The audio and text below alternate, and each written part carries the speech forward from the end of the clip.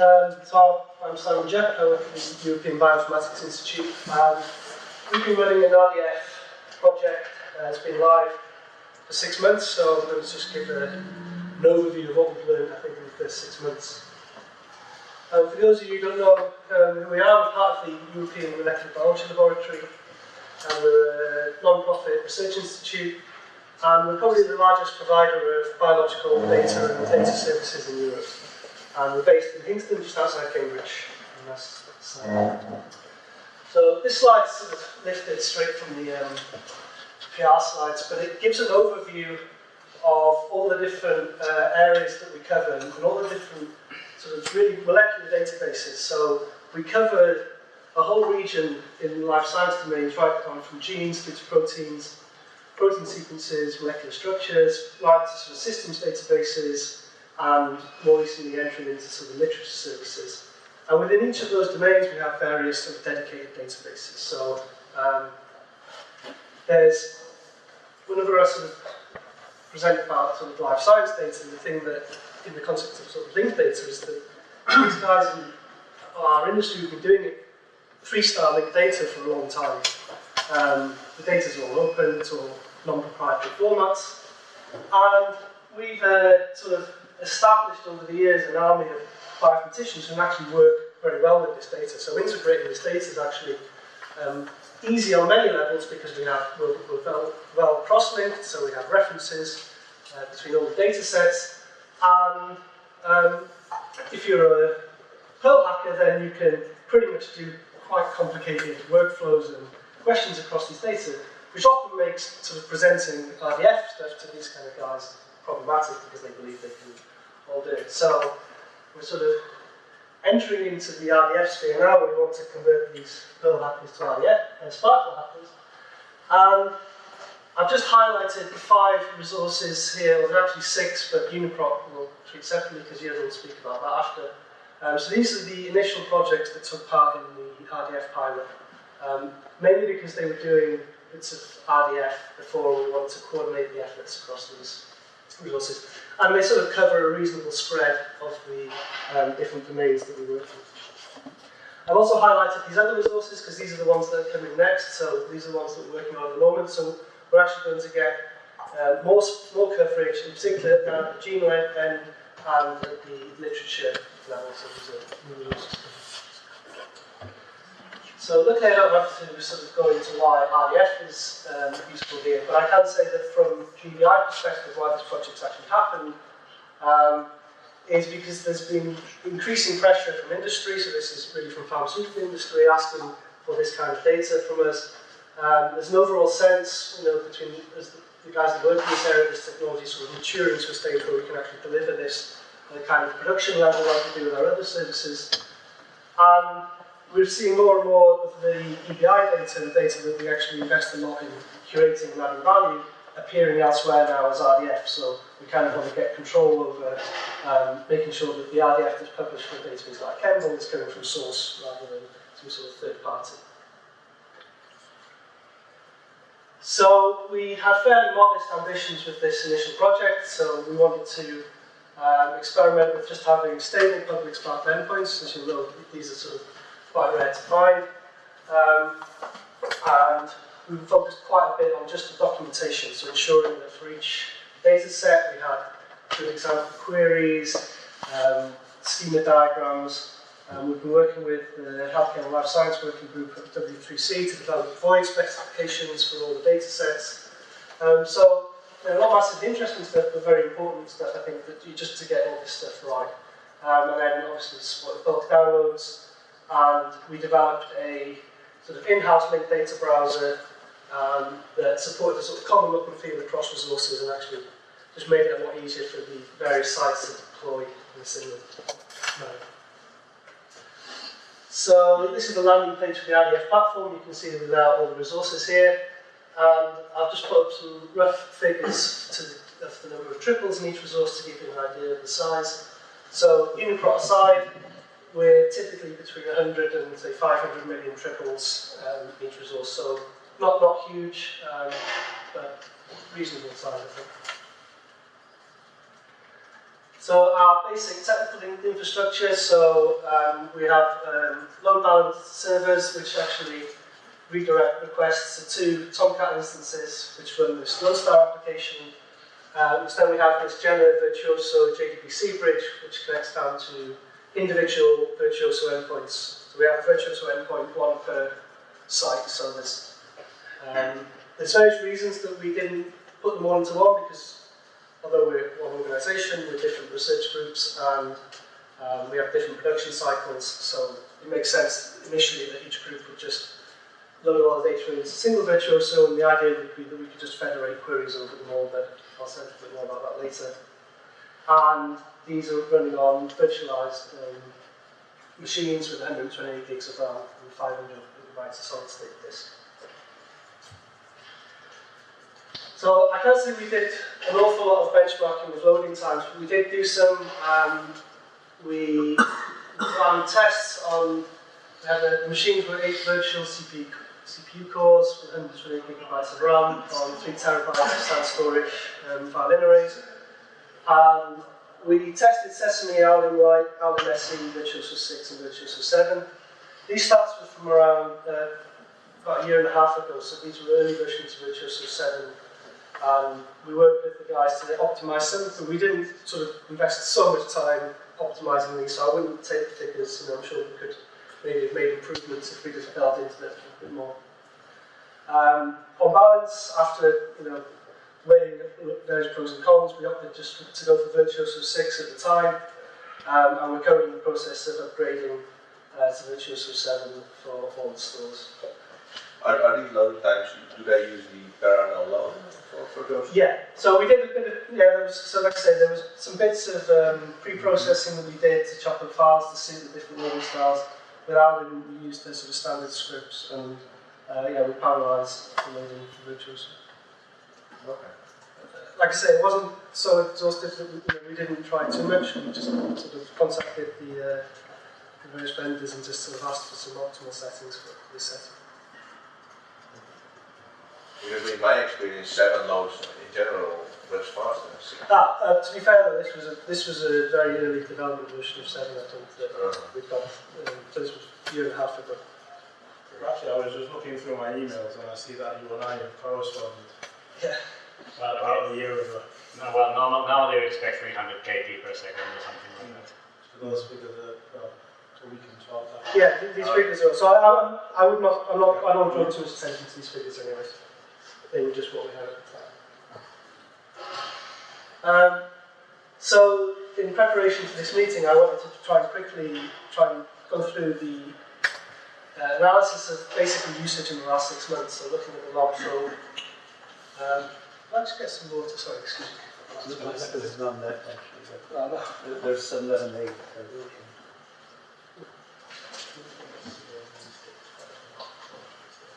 No. I'll check them all. Okay. I wonder if I could see play. Right. Okay. That's fine. So what we have access to is the load balancer access logs, so the standard stuff, and we also have been logging every Spark query and execution time that's been coming in. And essentially, I wrote a very kind of crude and possibly naive parser for using Jenna for the queries to try and pull out some features of the queries to try and see if there's anything interesting. I got the results back in on Monday, and so I haven't had much time to digest them. But I think it sort of exposed some interesting stuff already to us. So on the load balancer end, we've had on average about 500 unique visitors a month, which is fairly modest compared to our sort of usage in general. And then we saw this sort of 55 million hits queries, and we sort of got quite excited by that. And thought, oh, we're sort of getting lots of usage. And then we see that a lot of these calls were coming from the UK, and actually they were coming from our own site. So we were trying to sort of work out this week where all these queries have been coming from. And there's obviously, through generating the RDF and publishing the dumps, projects like OpenFacts, they take the chemical dump, so we don't sort of have that stat. So there's sort of usage that goes beyond what we just captured on our own site of this RDF data. So the number of queries in the first 6 months. So I had to. The reason for this sort of big jump in the queries is because we have a very analysis pipeline that runs on one of the data sets called RDF, Atlas RDF, which is about gene expression, which does this federated query over to the reactome database to pull in pathway information. And this is actually just the service call that generated millions of individual queries. So that was us not understanding necessarily how Virtuoso was implementing the federated query. It was generating all these extra hits. So I've tried to remove all of those codes because it basically just clouded all the logs for everything because we just have millions of the same query essentially just being asked. So I got it down to about 32 million queries, which I think were sort of reasonably interesting. And of these, only 130,000 were actually distinct. The good thing about looking at query execution time is that the majority of those queries were running under a second, so we didn't have a problem with long-running queries. Explain distinct. Distinct, I mean, as in just unique queries. So different queries. Differing in parameters, in literal values, or differing in structure? Well, I'd say differing in just syntax. So just a unique set of strings, basically. Yes. Yeah. I just hashed the string of the query and okay. kept comparing them, so they may not have been logically different, I guess. Okay. We also looked at how many elements, or how many, the sort of the size of those queries to see how much of the schemas were actually being used, and we see that we get queries going up to around 20 to 30 paths in the query, so this is kind of representative of the schemas in general, so we can make some sort of guesses that the schemas are actually fairly compact, and we're seeing queries that are actually using most bits of the schemas, so we don't have sort of large bits of our schema that aren't getting touched. But there's kind of an interesting distribution for us to work out for these individual resources. I pulled out some stats on just the different Spark constructs, so group, union, service, filter. I found this is just the number of queries per resource. It just gives us an idea of what people are using, and I've actually just summed all these up in the total at the end. And you can see that filter, group, and union by far sort of dominate the queries that are coming in. Very little subquery, eh? Yes. And finally, just from a sort of biological perspective, we were interested in the predicates that were being used. So we see a lot of common biomedical terminologies, so 47 different vocabularies that we can identify, and about 577 unique relations, and these are kind of fairly representative of sort of applied to RDF biopacks, so some of the popular biomedical vocabularies. So I guess just mostly sort of anecdotal evidence on performance issues. We have this sort of internal debate about whether we should consolidate all the data into a single triple store because we see significant sort of improvements with our queries. But obviously for sort of production and practical reasons, it helps us to have these in separated stores. Lots of the queries, especially the federated queries, we just don't get results for. So we have problems, and it's hard for us, sort of as fairly naive users, to actually debug what's going on when these queries they just don't finish. We, in the life sciences, make a lot of use of ontologies. So if you're familiar with NCBO Bioportal, you can see that we have over 12 million indexed terms in biomedicine. And these ontologies can be fairly expressive in terms of OWL. And we have lots of nice instance level data now, but obviously we have limitations with how much of this instance we can really exploit in queries. So we have lots of nice use cases, lots of interesting biological queries that we'd like to ask.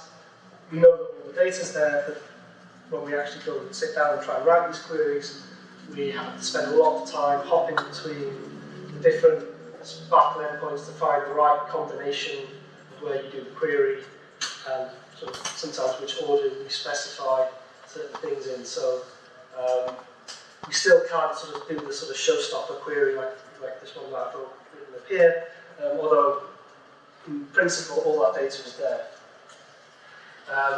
And from a benchmarking point of view, I think the later in this year we'll release an ensemble gene database. This is over 78 species, and if we include all the genetic variation, we're going to generate many billions of couples here. So this is a potentially very large data set that's on the horizon.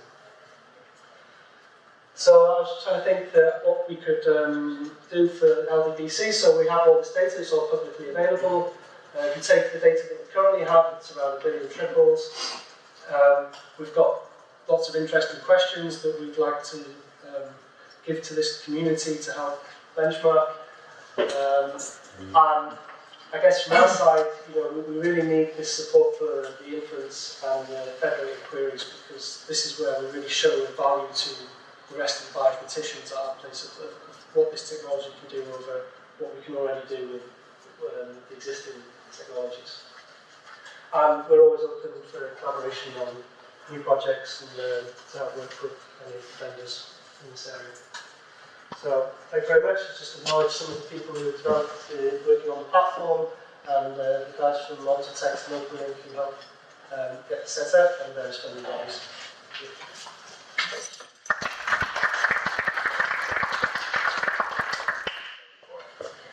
Are there any questions?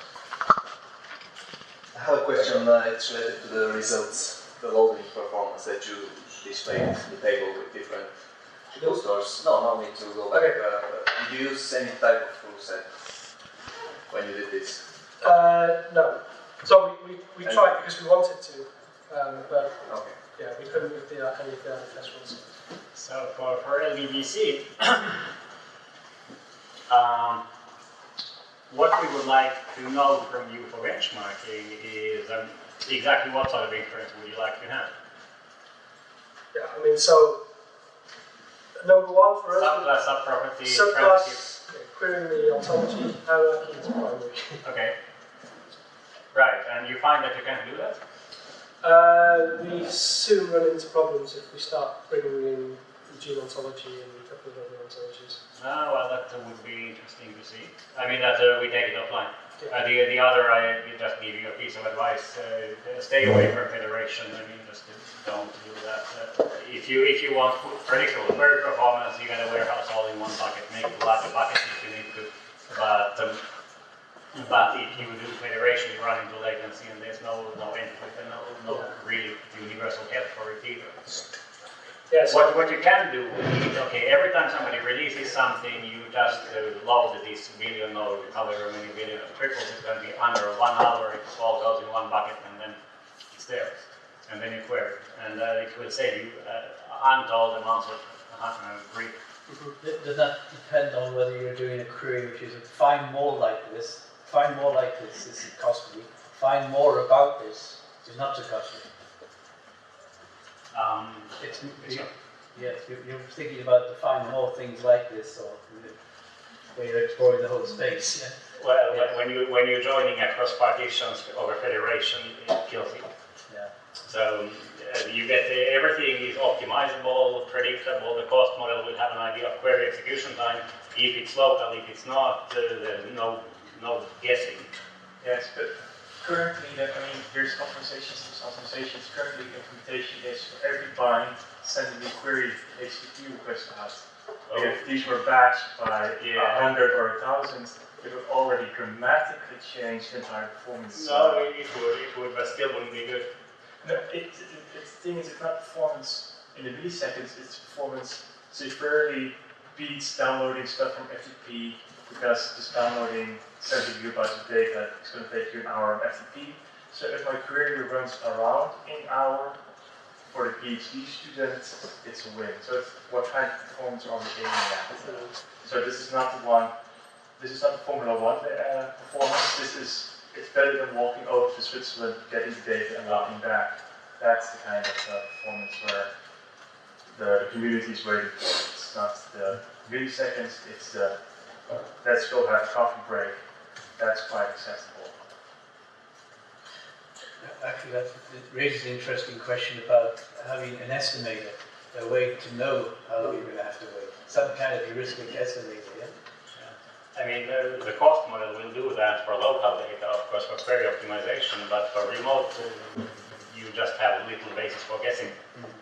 You can have more basis for guessing in the RDF world because the remote Spark endpoint can going over time. Sorry, the remote Spark endpoint can give statistics about what it contains in void.